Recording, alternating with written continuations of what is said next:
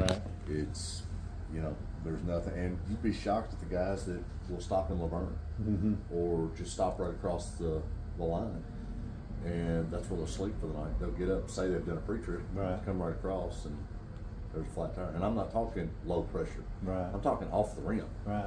You know, beads broke. Yeah. So, that don't happen in that length of time. no. So if you guys want to come over here, don't step back in. So with our systems that we have, this is our weigh-in motion as well as our scale automated system. This scale, along with several others, are fully automated. So we can come in, turn them to auto, and walk away. Wow. It will sort them, just like you're seeing here with this Landstar truck coming up. With him, he is possibly going to be, he's just a random. And when it does the random, all it's looking for is scale calibration verification. That's all it does. See, even releases him. Okay. We So it does it automatic for you. Does everything automatic. That's cool. The reason for that is if our guys are out on the lot, they're in the barn doing their inspection, if they're dealing with a driver, we really don't want them to have to break their focus to worry. Correct. Now, with that being said, if there is an issue, let's say with that tire, if there is an issue with a weight, it will hold them. It will hold them for an extended amount of time, but it won't indefinitely hold them. It will still, unless we change the settings, it will still release that person. So they're not sitting there on our scale just hanging out waiting. Because there are a couple factors. One, if the driver doesn't pull all the way up to the white line, the system doesn't recognize it and it won't allow a weight because it will, there is too much of an inaccuracy at that point in time. When they come across the bottom, you are seeing some data here. Let me get another one up here.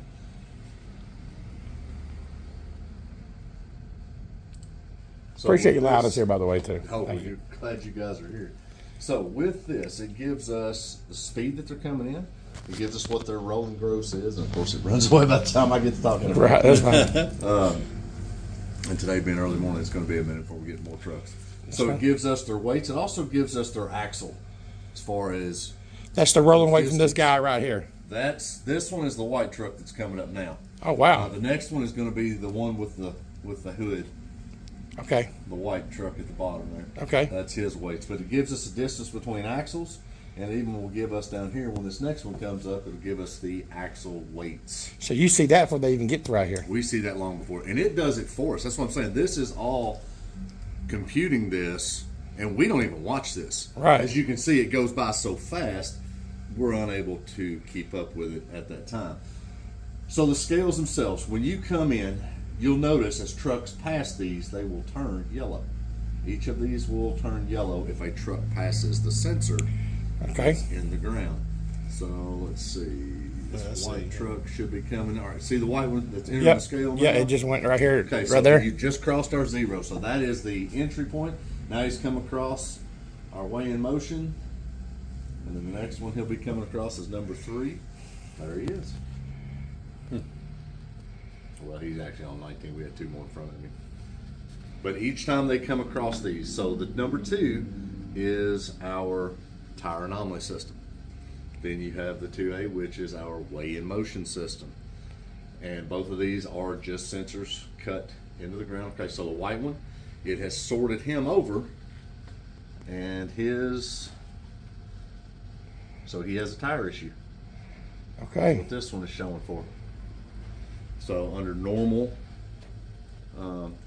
issues, we would then walk out there and let it know. Hear the tone, letting us know that there's one in the bypass lane, or excuse me, the scale lane that is coming up. So he possibly has a low tire. Potentially has a low tire. Get all my stuff up here. And y'all can tell exactly what tire it is, Tells us too. exactly what tire. Right.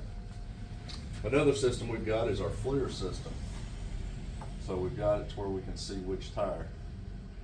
So it's going to be this back trailer. Mm-hmm. Yeah, because it's dark. I see it dark. It's a lot. See the hot? Yeah. The white signature? That's what you're looking for.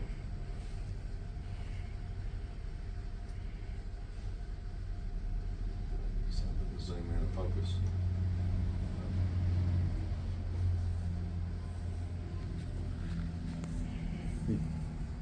So the dark means there's no heat. That means there's a. Dark is no heat, which is what you want. Get this thing on autofocus real quick.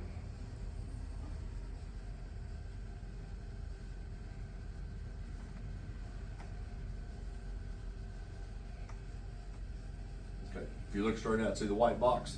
Yeah. Yes, sir. See the head moving on top? Yep. Yeah. That's what Okay. we're looking at. Well, that's our flitter camera. We can even change it. See where it's white. Wow. Show you both. Let me leave that off. Let's see, let me get my cat system up and running.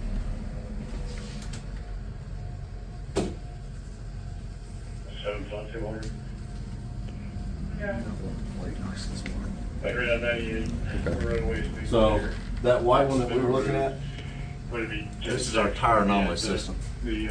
So on this one, it's showing that all of these tires could be bad. Wow. Now, Wow. I say could be because it rates off several different things. One, it rates off low pressure.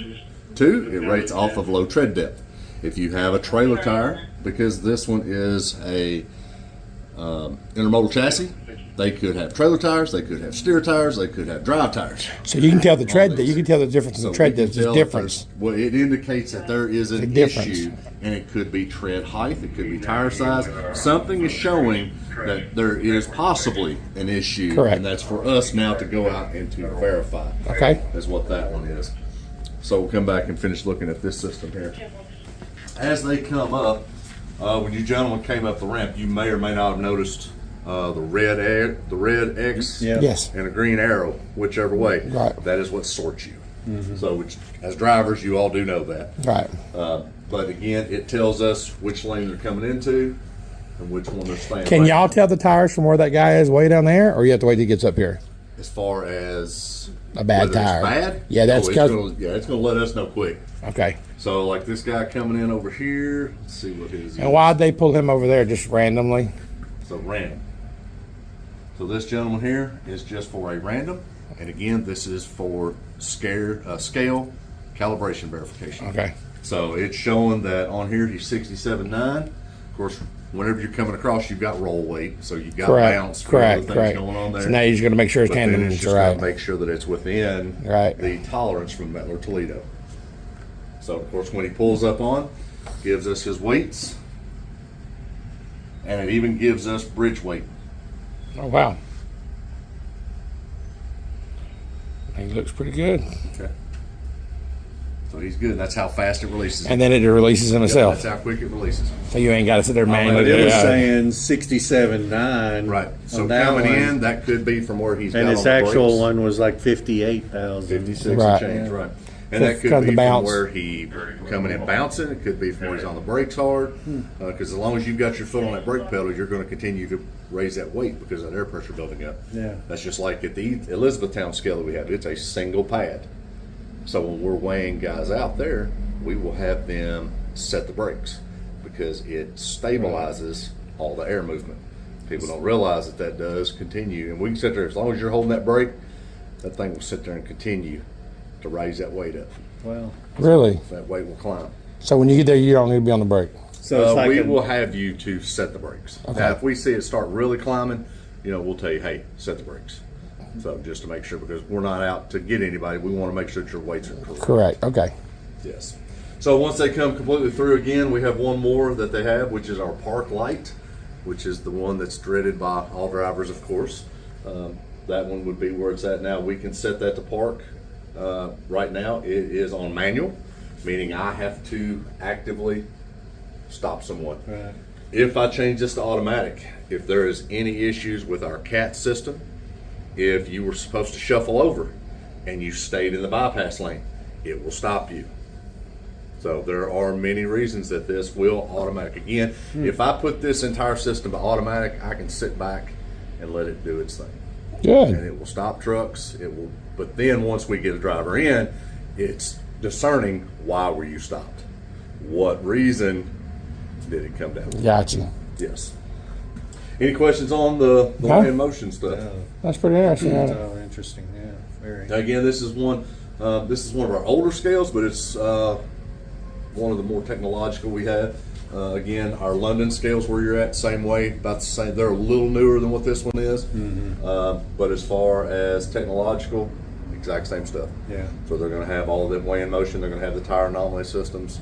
All of those things are also going to be in place. Of course, it's still, at the end of the day, it does not take away our officers and inspectors from actually looking at the trucks. Right. Yeah, but it gives you a good idea, so you're pretty accurate going out there. Right. So old school method, before we had the tire anomaly system, this is what our guys did. If they was looking, because you can see the heat signatures from the brakes.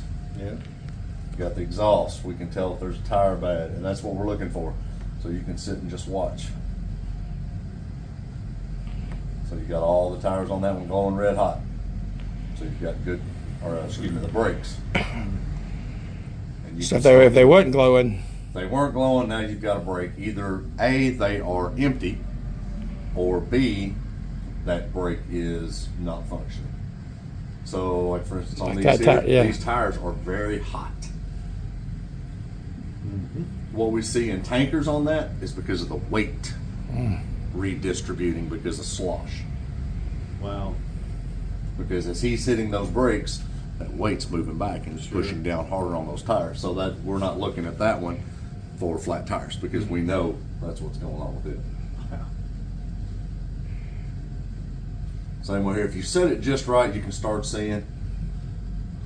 So you can start seeing white in between each. And if you got one that maybe doesn't look right, like this one here, okay, it's fine. It looks like it may have a little bit of an issue. And that one looks like it's disc. And it is. You can tell that because of the drum. And we've got one coming up on the opposing side. so you can just flip it around. Run it right around. Yep. Guys that are really good at this, which is not me, can run this thing and just all day long. So this guy is a tire system. So here it shows. So you possibly have a low tire or something. Tire, and it also shows us on the cat system as well.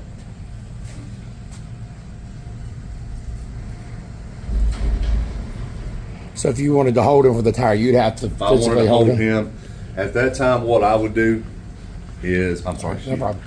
I would come in here and I would change our lights to red, or I could even come over and change our system. I'll get this up and running.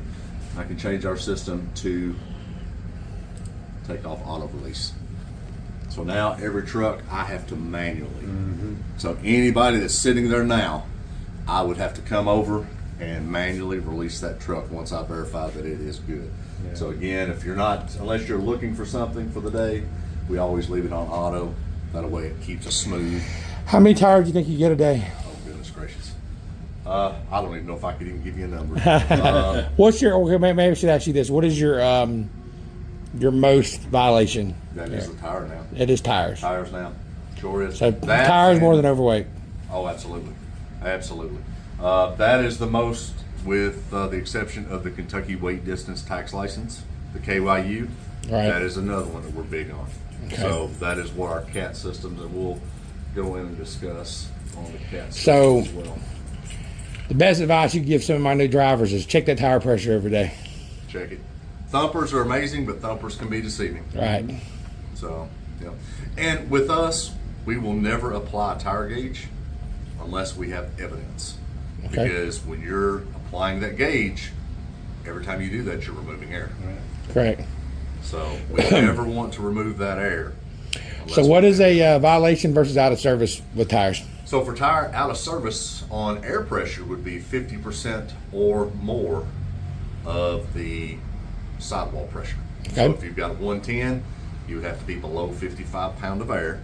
So it'd have to be greater than 50% of the air pressure gone Okay. out of that tire. What about just a violation on it? Anything over that? So if you've got 55 or 56 pounds of air in it, that would just be a violation. We're going to let you pull up there and air it up. We're going to tell you, hey man, get this thing aired up. We don't want to see you blow a tire. Right. Because with maintenance costs today, Right. time down waiting on service, it's a lot easier for you. Y'all have just to air throw here? some air. We do not. Okay, but if you've got your own You've got your Chicago own online service, and you can take care of it. rock on. Yes, Awesome, sir. awesome, Yes, awesome. sir.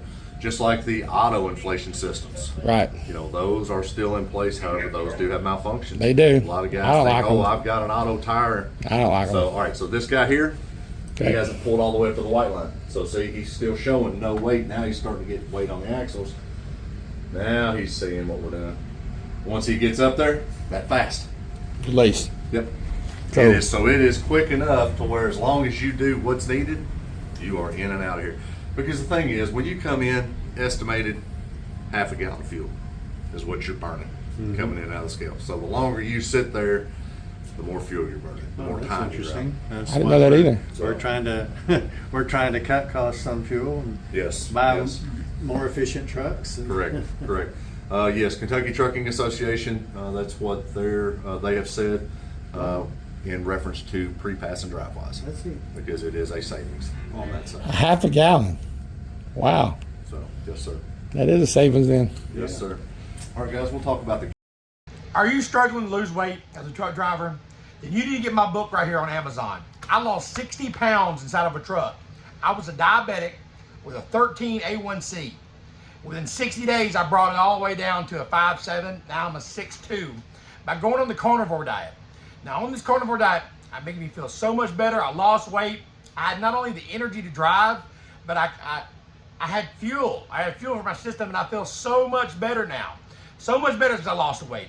But at first, getting on the carnivore diet, I didn't know what I could cook in my truck or how to cook. So over time, I developed a recipe. It's got 100 air fryer recipes, so you never get bored. It's on Amazon right now for $9.99. If you buy my book and you don't lose weight in the first 30 days, you got a money-back guarantee. So make sure you go to Amazon today. Make sure you get the book. Trucking Live with Sean, baby. Let's get it.